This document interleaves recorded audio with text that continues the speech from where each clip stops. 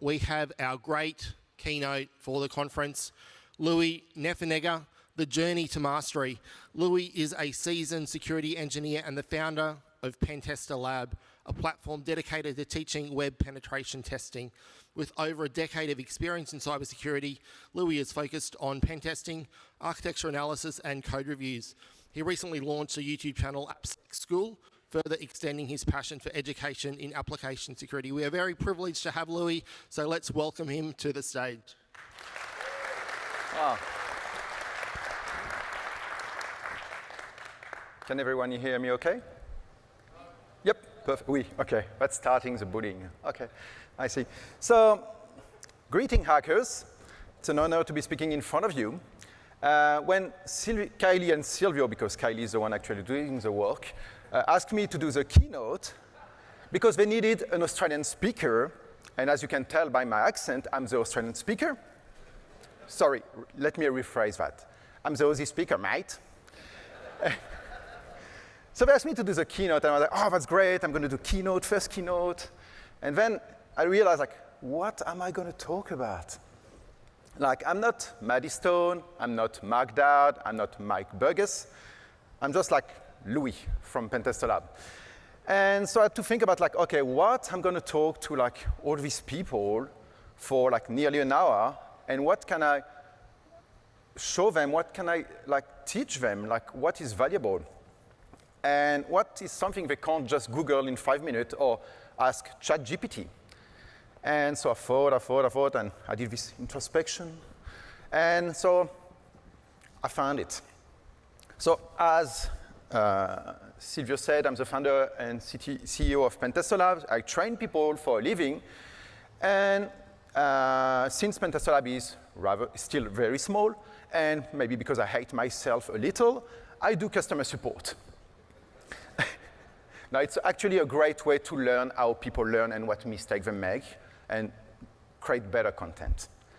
And since recently I started doing something even worse than customer support, I do office hours. So basically, anyone on the internet can contact me and talk about either application security, startup, or their career. And most people talk about their career.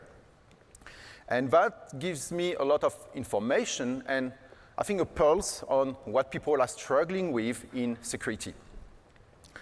And I'm also very lucky to have a lot of friends who are pretty good at computers.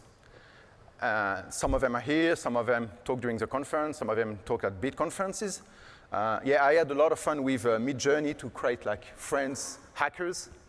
You can tell it's CB because like she got like an Apple, like no one hack with a Mac.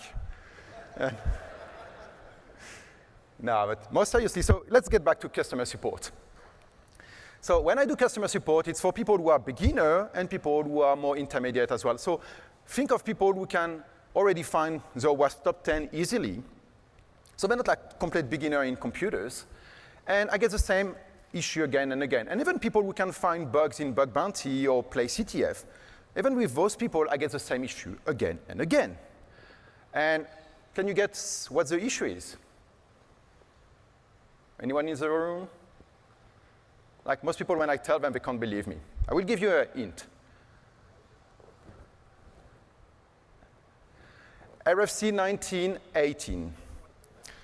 People, the issue I come across the most is people don't know the difference between a public and a private IP address. Yeah, that surprises a lot of people, especially like if you're old school, it's very, very surprising. And first time I was like, okay, this is because you're using a public IP address, that's not going to work on the internet.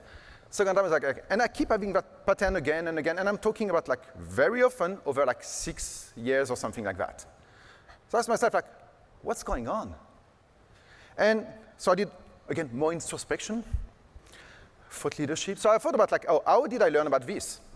And I remember like back in the day playing like LAN with my friends, and we had like private IP address, and we were playing computers, and it was fun. And then we started going on the internet to play, and we had this like modem that we nicknamed the Blue Stingray.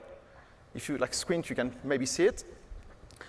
And it was great USB modem because at the time, every computer with a USB modem had a public IP address. So imagine people running Windows 98, Windows 2000, bare on the internet. Like people nowadays complain about, oh, you have RDP on the internet, but back on those days, you could I heard, SMB mount shares of other people on the internet just by using their public IP address, and sometimes you have to put a password, allegedly. So that was great because you had a public IP address, so you could run your DNS server, your mail server. Back in the day, people were running their own DNS server and mail server and HTTP server. And you could share Linux ISOs with your friend really easily. And then we moved to something a bit more modern, and people start having more than one device, one computer, so they moved to a modem with NAT, which was really great for security because you didn't have your Windows system directly naked on the internet. The bad part is that it was a lot harder to run your DNS server, your mail server, and you had to learn about port forwarding, why it wasn't working, what a public IP address is, what a private IP address is, and all those stuff. And this is basically how back in those days, you were learning computer hacking. So first, you were doing a bit of operating system because you needed your computer to work. You needed to install your pirated version of Windows 98, allegedly. Then you needed to do a bit of programming sometime because it was fun, and you were learning that on the side for fun. When I'm saying programming, is HTML. And finally, you were learning a bit of networking, and as part of learning networking, you were learning about public and private IP addresses. But nowadays, things have changed. You don't have necessarily the same needs. It's a lot easier to do things like email, DNS, or even sharing files with your friends. So you don't need that. And when people, and then, once you had done all these things, you were jumping to hacking. So most of the people had this good foundation across the board, and then they were moving to hacking. Nowadays, and for multiple reasons, people learn hacking. They directly jump to hacking without necessarily having all this knowledge about programming, networking, operating system. And as part of learning hacking, when they come to me or when their reverse shell doesn't work, they learn about network a bit more, and they learn about public and private IP addresses. And that's what I call just-in-time learning. Nowadays, people are learning when they need it. And there are a few reasons for that. First, the amount of knowledge is growing all the time. So back, I think, in 1900, the amount of knowledge was doubling every century. But now it's, I think, according to IBM, so it's probably true, the amount of knowledge is doubling every 24 hours or something like that. So not only is knowledge is increasing, the quantity of knowledge is increasing, but the velocity at which knowledge is increasing. So we have more and more and more stuff. So you don't necessarily have the time to start learning programming, networking, operating system. You just need to jump into hacking because hacking is growing so fast that if you start doing those things, you don't necessarily have the time to jump to hacking because those things are growing too fast. And hacking is still growing at the same time. Another thing that is interesting back in those days is, this thing is not great. Back in those days, knowledge was really hard to get by. So basically, when you wanted to learn hacking, first you needed to be able to connect to the internet, which wasn't that easy at the time. It was a lot less plug and play than it's now. But also knowledge around hacking was a lot harder to find. You had to go on dodgy websites where a third of the content was about hacking, a third of the content was about carding, like making fake credit card, and a third of the content was about how to make bombs. So if you're lucky, you can learn how to hack and keep all your fingers. And it was really hard to get by this knowledge. And now, what we are really lucky is for a long time, more and more knowledge was available freely and publicly on the internet. But what we can see now, again, is the other way around, is that knowledge is now disappearing. It's growing, but part of it is disappearing. First, due to private research. When you're selling an iOS 0-day or an iOS chain for 20 millions, or as Maddie said, like a lot less, but still, people tend to keep their secrets secret, and that makes sense. So people are sharing less than they used to do, probably like for the past 5, 10 years, and yeah. Another thing is we forget. It's really hard if you want to do research on old bugs, which is one of my hobbies, to get old stuff, like get old source code, get old application working. It's really, really hard.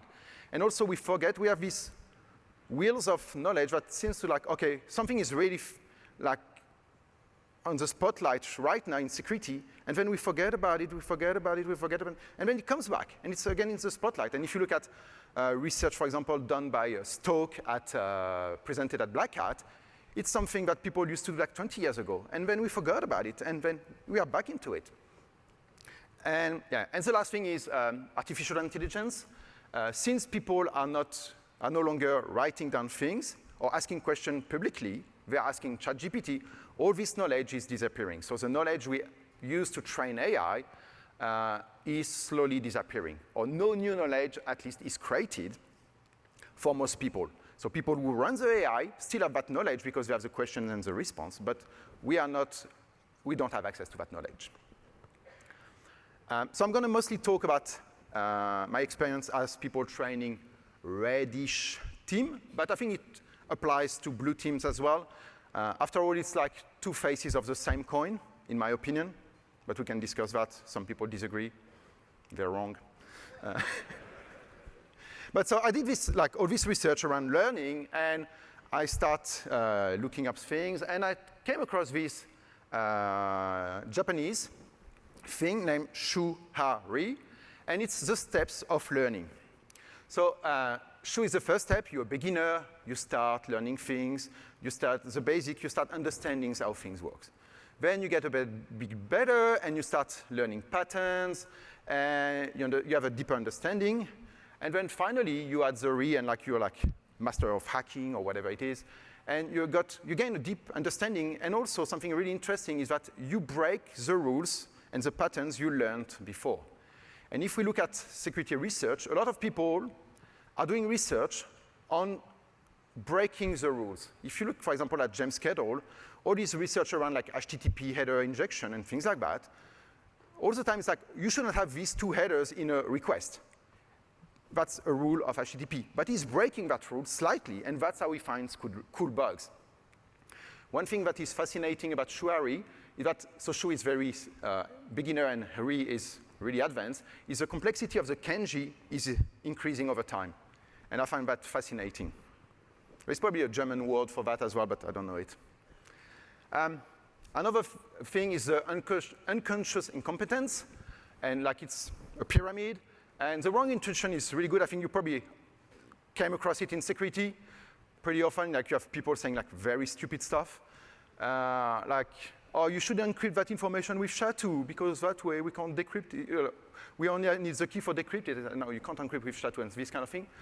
So that happens a lot in security. But what I find even more fascinating is the right intuition.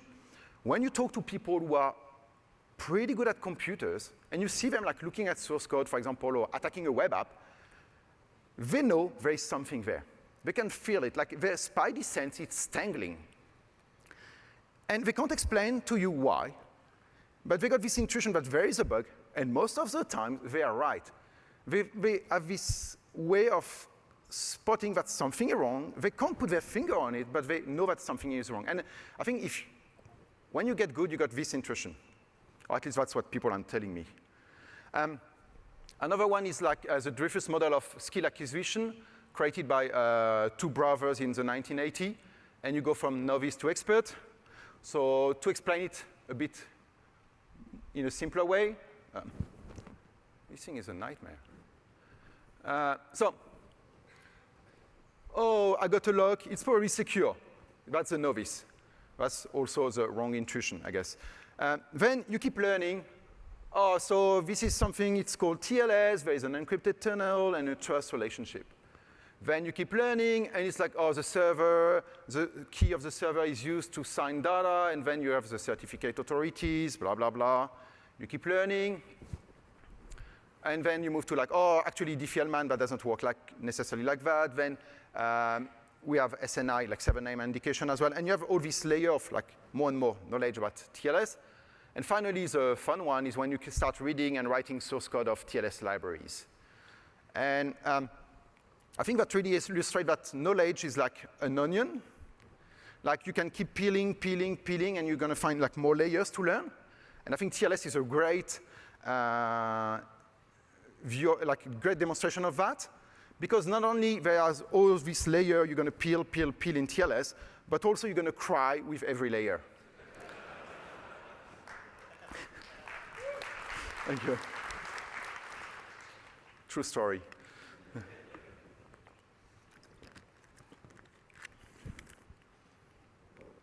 Another thing we don't have with hacking or security in general is we don't have ratings.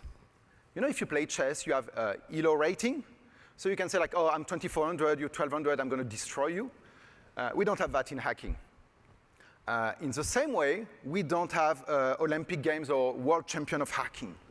And if you think about like, oh, things like bug bounty payout or like being the best as like all the CTFs worldwide and top 1% on one platform, it's like you're missing, I think, the point, and you're missing a big part of the industry who doesn't do CTF in the weekend, who doesn't do bug bounty, who doesn't train the same way as a lot of people train. And unfortunately, we can't tell like, oh, this person is a world champion of hacking. We don't have that. We can't even tell like, this person is better than this person. I have a friend who is really, really, really, really good at web stuff and way better than me. And most people can't tell the difference between the two of us because it's really hard to tell like, who is the best. I know that he's way better than me. He's polite, so he doesn't say it. And I think you have this thing that it's really hard unless you're really deep down into like something very specific to know like who of two person is the best, because we don't have all these ratings. You are not like grandmaster of hacking like we have it in chess. But to keep it simple, we're gonna cut things in like 3 categories: beginner, intermediate, and advanced. And don't get too caught up on like what you should do to be an advanced. It's more like to illustrate the points. Like if you're beginner, you start understanding things like common vulnerability and exploits. Then intermediate, you have deepen your understanding, you understand patterns, and then advanced, you do your own research. But don't get caught up because like everyone is different, everyone works differently, and it's not because you don't have all these points that you're not advanced or whatever, and no one cares if you're advanced or intermediate anyway. And in the same way, you can't be like master of hacking anymore. Like you have to be specialized nowadays. Like when I started in security, we were like security consultant and we were doing everything. Nowadays, you're not even a pen tester, you're a web pen tester or like architecture, like infrastructure pen tester. So people get more and more specialized, and that's for example, like someone who is pretty good at Windows, let's say. And you can split knowledge in like these arbitrary categories, but again, it's more like to illustrate the point than to really like, that's the best way to do it. There is no best way. And another thing is like, you may think when you start hacking, that it's gonna look something like that. You're gonna be beginner, then intermediate, then advanced, and it's gonna be linear, and it's gonna be amazing. And what you realize quickly is that the reality is a bit harder. So when you start, it's amazing. You're like drinking water from the hose. It's like, you're learning so much, it's so great. And then you like start going to the intermediate level, and it gets a lot harder, and it takes a lot more time to get better and better and better.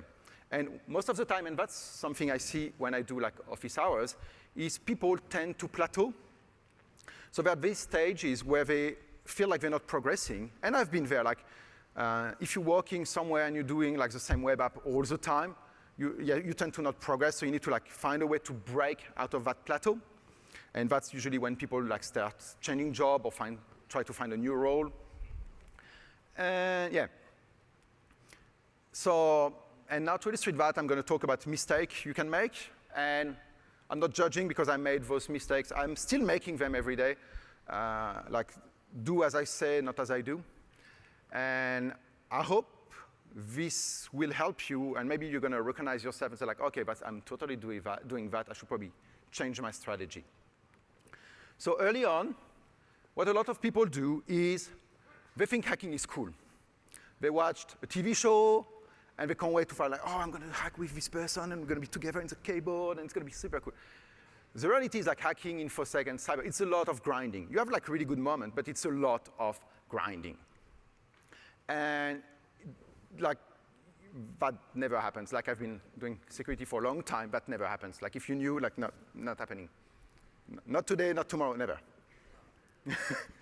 Or maybe I'm not good enough yet. But yeah, so like, people like the idea of being a hacker, but they don't like hacking. Because hacking is a lot of grinding, and sometimes you got success. Another thing is people don't have direction. People don't know, like, I got a lot of like people who want to get in cyber, and they're like, oh, I want to get in cyber. And they don't have direction or goals. They don't know, like, OK, I want to work in GRC. I want to be a pen tester.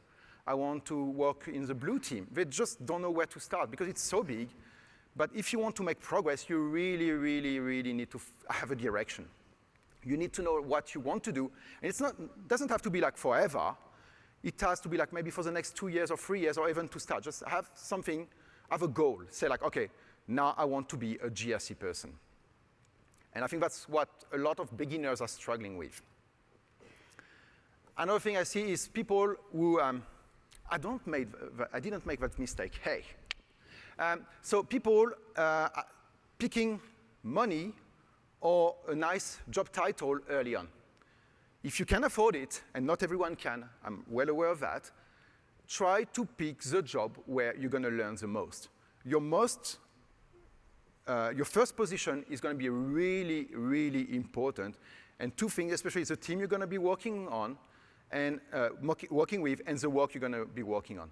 That's critical to, like, you saw like this like line between reality and expectation I made. Like, that's really going to decide what the end goal of the first line is. And it's also going to help you like make connection with good people and things like that. It's really, really key. So if you can afford it, make sure you pick a job where you're going to learn a lot over a job where you're going to get money. Because trust me, if you learn a lot at the beginning, you're going to make the money down the road. It's going to happen. Another one. So I think that's from the movie Star Trek. Ooh. So when you run a training platform, people come to you and like they come with a sub story like, oh, my guinea pig is sick and I really need to learn pen testing. Can I get a free voucher? And I'm a sucker for a sub story. So some of the time I say like, OK, yeah, I'll give you one voucher. Like, let me know how you go. And also, like, since I'm super admin on the platform, I can see who is doing what. And some people get the voucher and they kill it. The majority of people don't do anything with it, which is very interesting. And again, like, why is that? And some people think they need to have the training, access to the training to start learning. And once they get access to the training, they kind of run out of excuses. They're like, oh, shit, now I need to do it. Computers are boring. And I think that's really interesting. And not a lot of people realize that when you sell training like as I do, I don't sell like knowledge. The knowledge is out there. You can get it. If someone is selling you like secret knowledge, most of the time, that's BS. Like, it's snake oil. There is not real like secret knowledge. Some knowledge is harder to find than others, but there is no real secret knowledge. When you buy training, you're paying someone to like curate knowledge, organize it in a nice way, make stupid videos and stuff like that. Like, that's what you're paying for. The knowledge is out there. The knowledge is free. You're just paying someone to create for you like what people in chemistry call like a catalyst. Basically, a catalyst in chemistry does not change the reaction. It just speeds it up. So the reaction is still going to happen, the chemical reaction, but with a catalyst, it's going to be faster. And that's exactly how you need to look at training.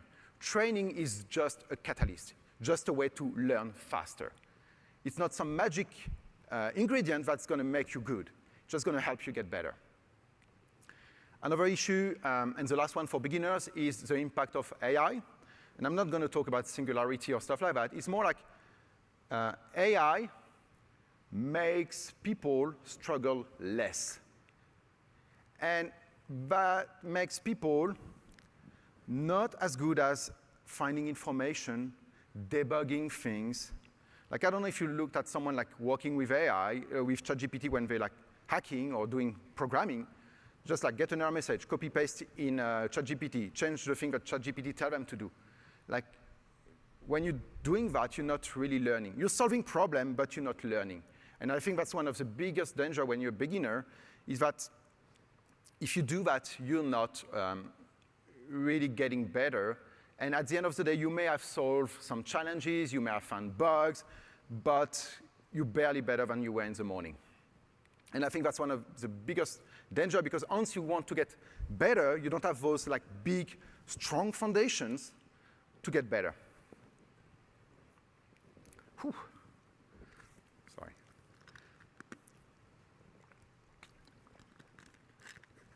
Intermediate. Oh. So onto like what people usually do is they learn like all the things at the beginner level, and they're all beginner in everything. And then they start learning at an intermediate level. And it's like, just to demonstrate a point, more like what reality is. Like, we're looking at pattern, not the reality. Like, when I show the moon, don't look at my finger. And they keep learning like that, and then they do a bit more Linux, they do a bit more Linux. And now they like intermediate at Linux. And what most people do when they're at this point, and that's what I think one of the biggest mistakes is, they jump to Windows and try to like fill all of them to intermediate, because that's what they did for when they were beginner. And that's, I think, a big mistake, because you're doing things that are easy and comfortable. What you should be doing instead is we go back here, and now you start grinding on Linux and get to advance at Linux things. And not all Linux things. Try to find something tiny, something you really like. Sorry. For me, when I was doing web stuff, it was Tomcat. I got obsessed with Tomcat. I don't know why. Tomcat, Java. And try to get better and better at this one thing instead of spreading thin. Because if you really want to go to advanced and like do good things, do research and stuff like that, you need to be really good at one thing. And then you keep doing it more and more and more until like you run out of ideas. Because this keep being like intermediate is really comfortable. You're doing the same thing. You're just like buying another training, buying another certification. You're just doing more of the same thing. Where going to advance is you need to change everything. And that's where it's going to be uncomfortable. It's going to suck. You're going to hate it, but that's where you're going to learn. And it's also important, sorry. And I think also I'm using manager between quotes. It's like manager being like someone who is like doing something that is technical and other things that are less technical on the side. It's not like dissing people yet. No, but like if you want to like be a practitioner, be someone who does security at very technical security and at a high level, you need to like try to be really good at something. And it's especially important when you think of it as a team dynamics. Let's say you have like 10 pen testers or 10 blue team. You want each of them to be really good at something, so in total you have like a team that is really good at everything. Where if everyone is average at everything, you got a team that sucks. No offense. But like, so yeah. And then you can learn from each other. And there's even more important than that, is that, I got something, sorry. Yeah, so some other mistake people do is moving to manager role, and I'm saying manager is like, for example, doing content creation, starting a business. And it makes it really hard to stay at the top of your game, because you have other things. Like, my aim today is not to be an expert at hacking, it's to be an expert at teaching hacking. That's how it works. And if you want to be a manager, you should aim to be an expert at managing hackers, not an expert at hacking anymore, because that's no longer what you're doing. But again, it's on average. Some people are really good managers and amazing hackers. So, Another thing is not keeping notes, mistake like people do. I was really lucky when I was young. I had like really amazing memory. So I didn't take any notes. Like, I'm going to remember that. And turns out, like, when you look at stuff like 10 years later, surprisingly, you forgot. So get good at keeping notes as early as you can, and like keep them over time. Like you use like text file, mind map, whatever works for you, but keep notes. And because you don't keep notes for you in a year, a month, 2 years. You're keeping notes for you in 10 years. Because sometimes, especially with enterprise IT going so well, you run on systems where like you hacked 10 years ago and they're still there. So it's important. God damn it. Another thing to start doing when you're intermediate is working on your resilience and doing exploratory work. I managed to say it correctly. Basically, work where, so exploratory work where you don't have guidance for it. Work where you're trying to find new things that haven't been done before. Work where the answer can't be found by Googling something. And you need to do that because that's what you're going to do later on.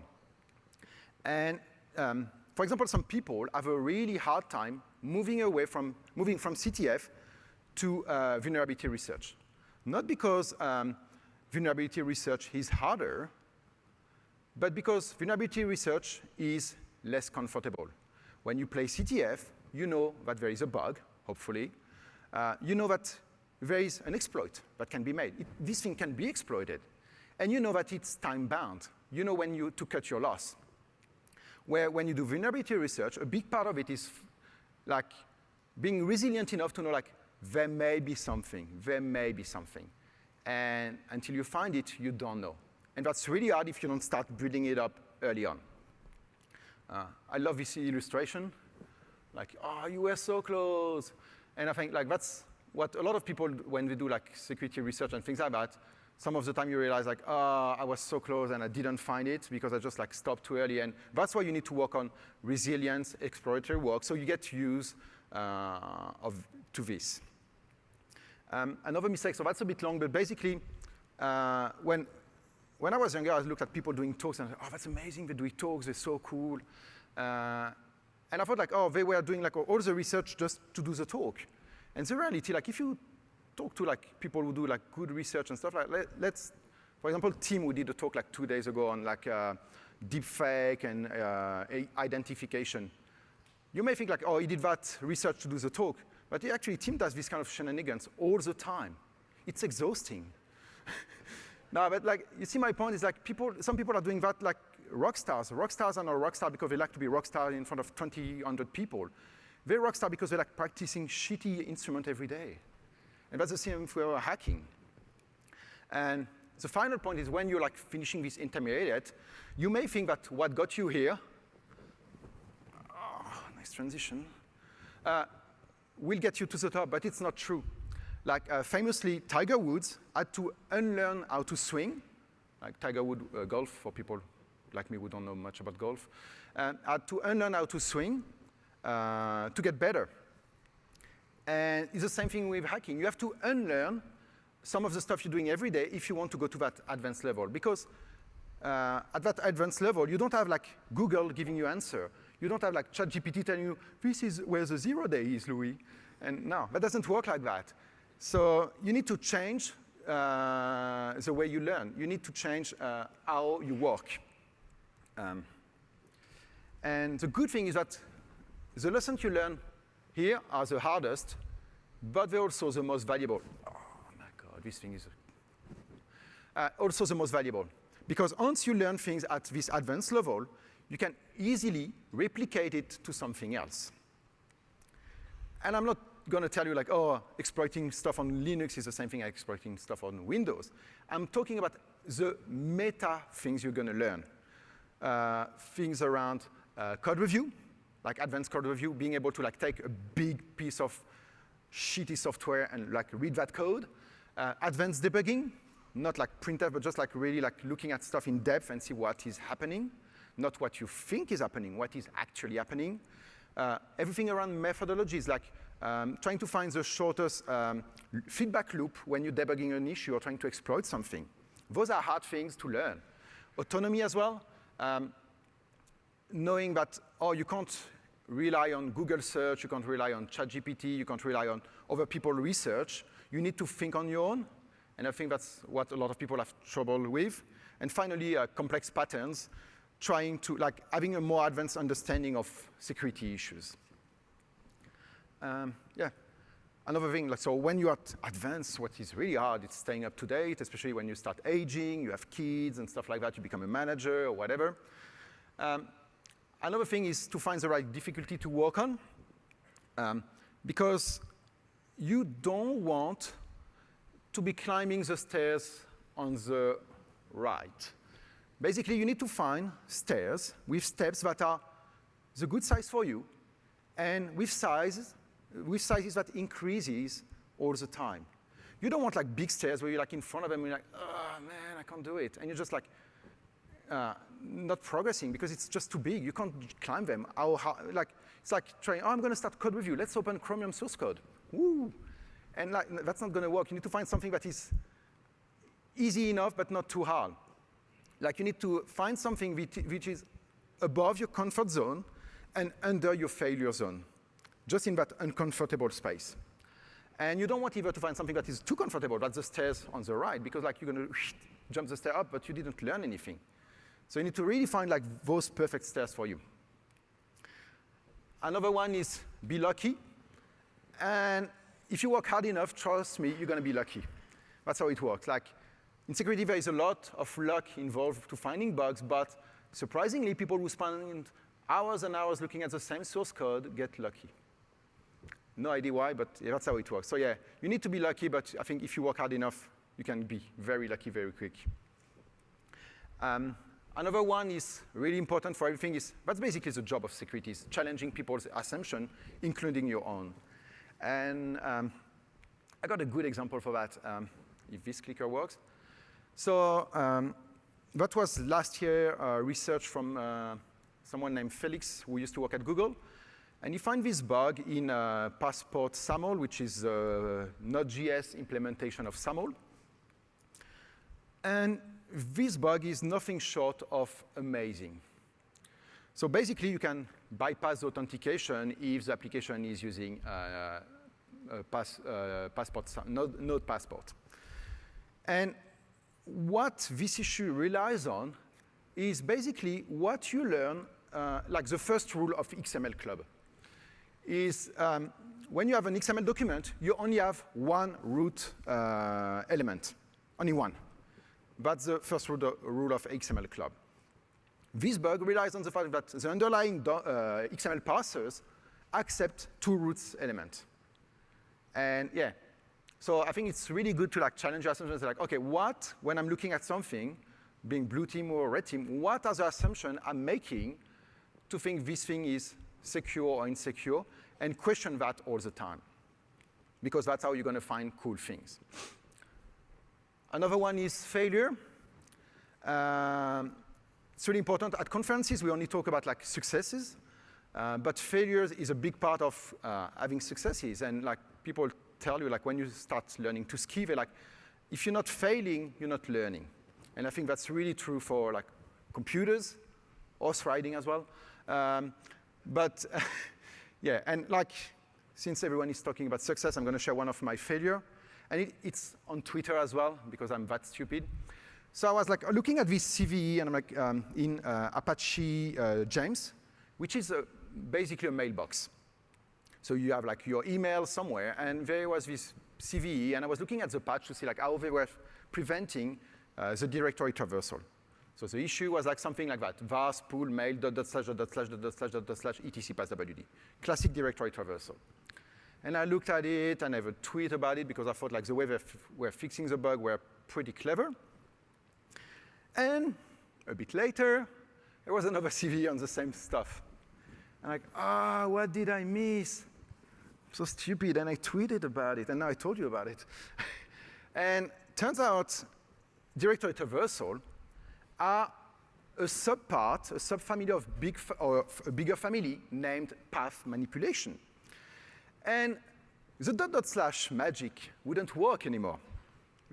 I tested that.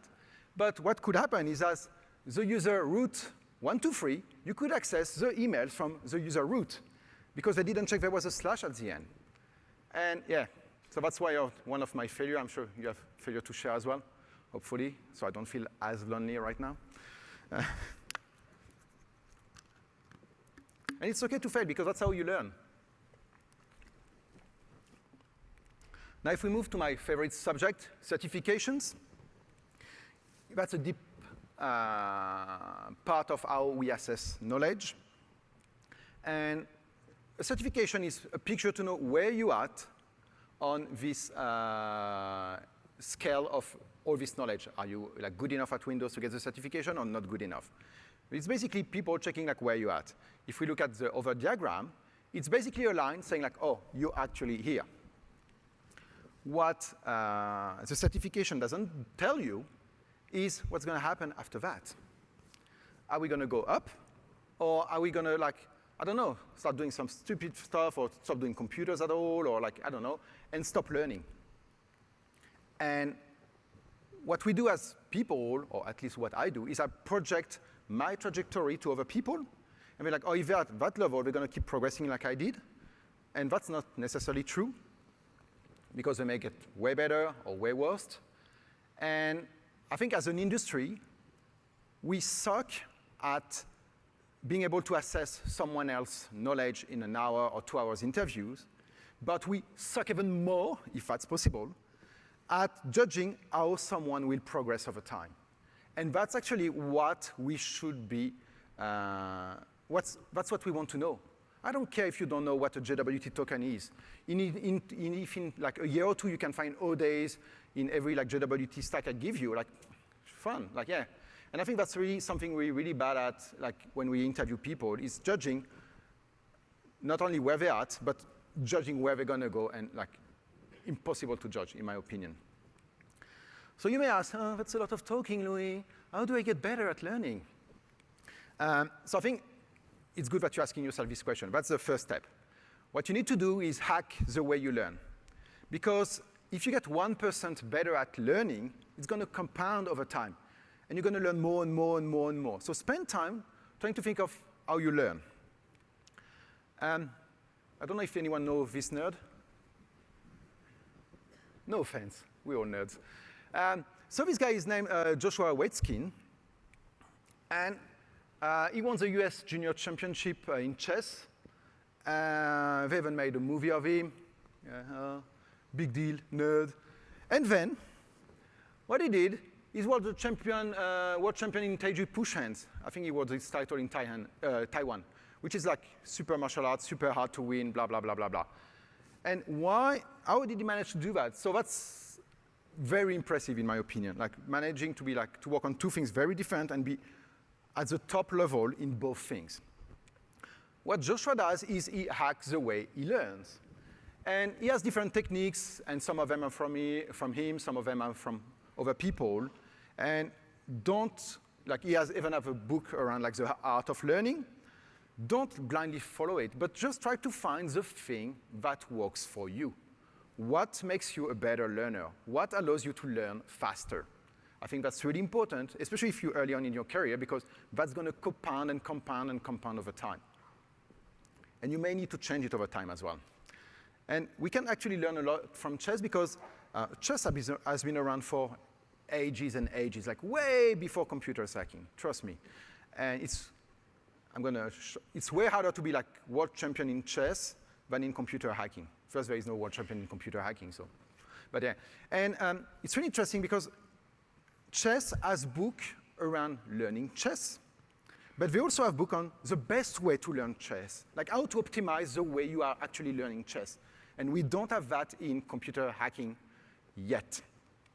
And also like a lot of other things, like chess is a lot about patterns recognition. They also have like, how you call that? Oh, damn it. Opening, middle game, and end game, which can be like probably like what you can compare like with exploitation.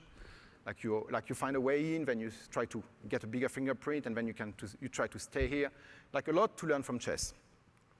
Another thing is learning from content, and by content I mean YouTube, blog posts, advisories, all this security content we get like bombarded with over time. what most people do when they read an article or watch a video is, what's the impact of this? Hate it or like it, we like to think like risk managers. And we read that article and we're like, oh, what's the impact of this? Am I impacted? Should I care about it? Should I not care about it? What you should start asking yourself is, how can I learn from this? So that's the first stage. What can I learn from that article? How are they doing things? What did they find? How they find it? Now you go one level up. What patterns can I apply to something else? I learned about this attack. Maybe this attack on JWT works with SAML. Or maybe this attack on Linux will work with Windows. It won't be the same, but the same pattern. And that's really important. You need to think in patterns, like people do in chess. They don't learn exact position, they learn patterns. And then, why I didn't find it? And you may think like, oh, silly, I didn't look there. And yeah, no. What I mean is like, if you look at a bug, and you wonder like, okay, if I had looked there, will have I find it?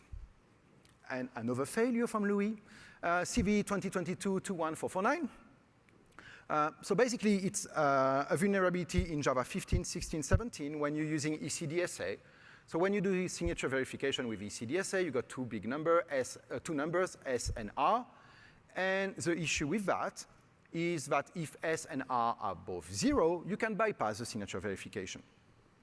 Which for me is an amazing bug because I love SAML, which can use ECDSA. I love JWT that uses ECDSA as well. And I was like, okay, will I find this bug? And the answer is no, because I would have blindly trust Java to do the right thing. And I would have audited all the library in Java using ECDSA, but stopped at the fact that I trusted the underlying Java software to do this properly, which is rather silly because this information is even available on Wikipedia. S and R should be between 1 and n-1, otherwise the signature is invalid. So if I had not trusted Java, and if I were to spend more time reading Wikipedia, I will find better bugs. And I think that's the kind of lesson that you can learn by inspecting things like really being critical about your skill set and say like, okay, will I find it? And I think you can learn a lot from doing that introspection work. You can also look at other people and ask yourself like how they learn and what they do differently from you and try to emulating this. Disclaimer, the way someone who is, for example, really good at computer does something right now may not be the way they learn to do it. So what they are doing right now may not be the best way for you to do it because you want kind of to look at what they did when they were at your level, not what they are doing right now. But it's a great way, look at someone else's research and it's like, oh, that's so cool, I wish I would do that. But look at what they're doing. Look at, when you read a blog post, read it twice. Once, what's the impact of this, blah, blah, blah. And twice, what are they doing differently? What are they doing that I'm not doing? Another slide, addiction. Not great. I'm not talking about, not great for your learning journey, but I'm not talking just about drugs, alcohol, but also social media, TikToks, everything that takes your attention away. Back in the day, if you look at people doing professional surfing or skateboarding, these people were getting hammered before a competition, hammered the day before, and then they were doing the competition and winning and blah, blah, blah. Nowadays, they're athletes. They just don't drink, don't smoke, nothing, push-ups in the morning. And I think it's going to be more and more the case in security is that you're going to, if you want to go at that top level, is you're going to need to be careful about what you do and what impacts your, the way you think, the way you work. So to wrapping it up, don't know how I'm doing in time. So first one is hack the way you learn. Really, really important. If you can take just one thing from today's hack the way you learn. Really important because it's going to compound over time. Enjoy failing because it's when you're learning. If you're not failing, you're just in your comfort zone doing cool stuff, doing training, doing certification, but not really learning. You need to fail regularly, and you need to fail bigger and bigger and bigger every time. You need to do hard things as well. Push yourself. Try to do things that you didn't know how to do.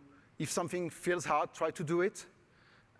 Like when I have like people coming to PentesterLab, some of them have like zero background in IT, and I'm like, I can't tell you if you're going to be successful or not. Like everyone is different. Some people hate failing. Some people hate being uncomfortable. Some people love it. And so as I'm like, yeah, I can't tell you. Like try it, and we'll see how it goes. And finally, happy hacking, and hopefully you get some good knowledge from this talk, or at least I made you think or made you laugh. And final little quote from Theodore Roosevelt: nothing in the world is worth having or worth doing unless it means effort, pain, and difficulty. Thanks for your time, everyone.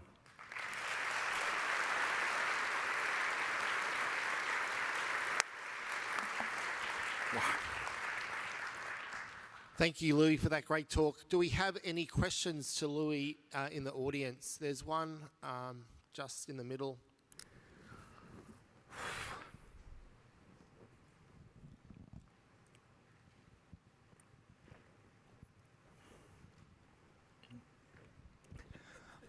Hi, Louis. Thank you so much for talk. It was great resemblance to chess. I just would love to ask you one question, as you were talking a lot about chess and you seem very passionate about it. So in your opinion, what will be your queen tool in pen testing? You know, like which tool you would consider as your queen, where, you know, it's your most valuable skill or asset from pen testing perspective? Oh, that's a good question. So first thing, in the addiction, I forgot to mention chess. Don't laugh. I think that's a great question. I think first, I wouldn't say the queen is a tool or something. I think a queen would probably be a pattern, like a skill set, like curiosity or something like that, or pushing a bit harder. I think it's like, yeah, I think probably the best thing, the most important thing is like stay curious and yeah, keep learning. I say that all the time, but it sounds stupid. But like I think what is also really important is the queen will be different from everyone else, for every single person. Like what will work for me may not be the same thing for you. Like I think it's really like a journey people need to get on to find like what works for them. And also like the queen is pretty good, but you can still win game if you lose your queen in the first 2 or 3 moves, which would be really bad if you play chess. But yeah, you can still like, it's not because you don't have your queen that you can't be very successful. Yeah. I'll just take one last question at the front. Hi, Louis. Great talk.